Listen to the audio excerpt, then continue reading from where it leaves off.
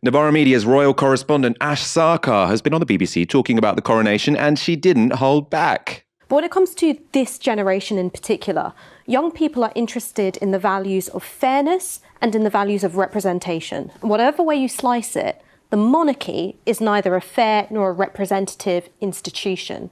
And this is where I've got to disagree with you, Rosie, just a little bit. There have been attempts by the royal family to strip themselves of some of the mystery, invite the media in and show the public what they really do. And what they've revealed themselves to be is a cartel of some very weird people. And I think that the more that social media, 24-hour news, tabloid press intrusion gets us to see who they are as individuals, which is people who have been made, in many cases, deeply unhappy by the institution that they were born into, the less people are inclined to support the monarchy either as a political national institution or just a kind of, old school celebrity that they can secretly enjoy. The more unhappy you see them being, the less you're into it. I mean, it's fascinating that you say that, because I suppose you could say a traditional role is to offer a kind of escapist dream and otherness, but you're saying that dream is tarnished by some of the stories that the palace wouldn't like getting out.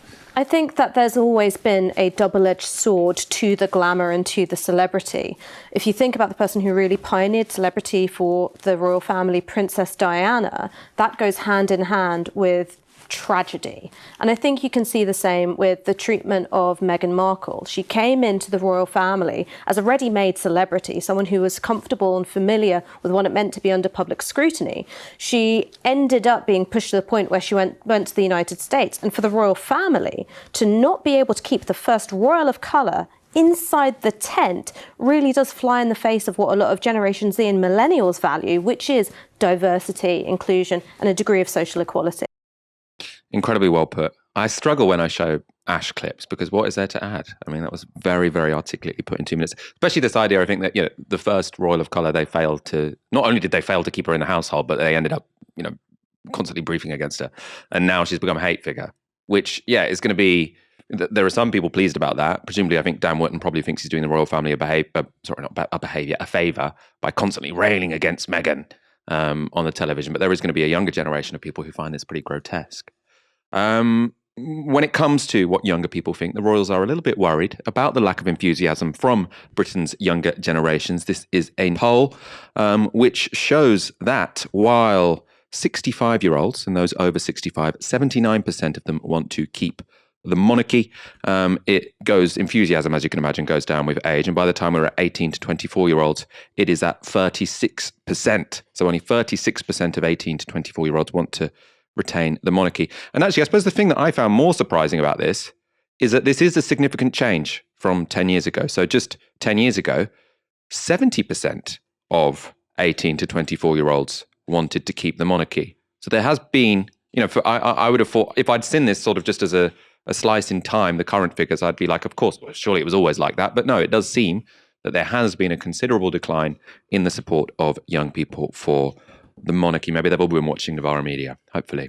James, how worried are the royals? Does it matter? I mean, they still do have pretty solid support, don't they? But I suppose they should be looking in the long term. Do people get more royalist as they get older in the same way that people were supposed to get more conservative? I mean, looking at the graph, maybe. Support for the monarchy has been fairly consistently high in this country for a long period of time. Although I think the news this morning was that actually it's around about the lowest it's been since 1983. It does wobble up and down, but you're still talking really quite a lot. Presumably that's driven by, once you break it open, this incredible slide in the opinions of the younger about the monarchy, to go from a position where it's a clear majority, not just a majority, a clear majority, to about 1/3 support in just a decade. It's really a dramatic and significant decline. It's hard to quite see what might have been some of the drivers here. It predates, for instance, the thing that Ash so very articulately highlighted, which is the appalling treatment of Meghan Markle at the hands of the royal family, and that entire kind of shit show really that was going on there. It predates that. There's something that happens in 2015-16 that sets all of this off. Should the royal family be worried? Yes, presumably. If you have a view to genuinely believing, as by the way, Prince Charles, obviously King Charles, still haven't entirely got used to that one.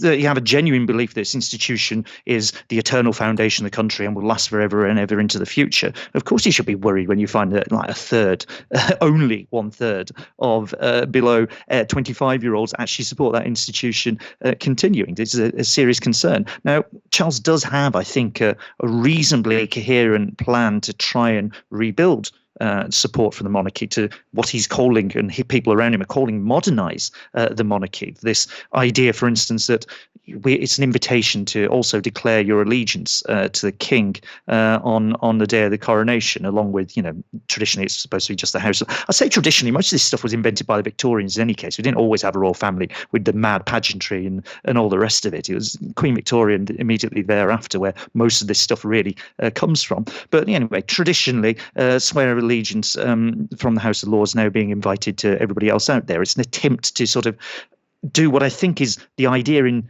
King Charles's head. And although this is a bit of a plug, I had a very good conversation, mostly James Butler, formerly of Novara Media, talking about King Charles's very particular sets of beliefs and his attachment to certain sort of actually quite reactionary thinkers out there in terms of how he might view the world and how he views ecology and nature, the economy and all of our places in all of this. But a very particular view on how you modernize the economy by saying this is a reassertion of traditional sort of ways that we're going to be, that this is a traditional order, the king on top, everybody else neatly slotted into place, but nonetheless it's one that commands some popular acclaim. So I think that's probably where he's going to try and take the thing. But that was quite a striking intervention from King Charles and the people around him to try and introduce that sort of popular, that element of mass participation whilst retaining the form of the hierarchy is quite a distinctive thing.